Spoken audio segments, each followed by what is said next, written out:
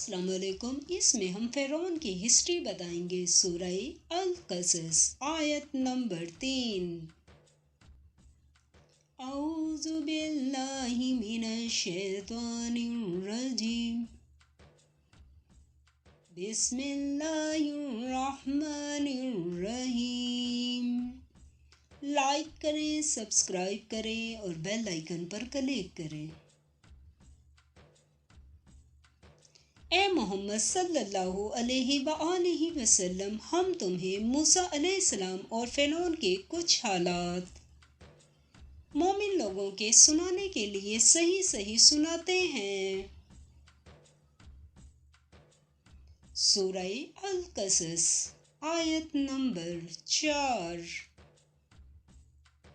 کہ فرعون نے ملک میں سر اٹھا رکھا تھا اور وہاں کے باشندوں کو گروہ بنا رکھا تھا۔ ان میں سے گروہ کو یہاں تک کمزور کر دیا تھا کہ ان کے بیٹوں کو ذبح کر ڈالتا اور ان کی بیٹیوں کو زندہ رہنے دیتا، بے شک وہ مفسدوں میں تھا۔ سورہ القصص آیت نمبر 5۔ اور ہم چاہتے تھے کہ جو لوگ ملک میں کمزور کر دیے گئے ہیں ان پر احسان کریں اور ان کو پیشوا بنائیں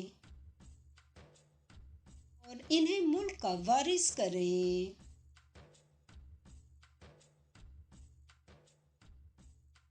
سورہ القصص آیت نمبر 6۔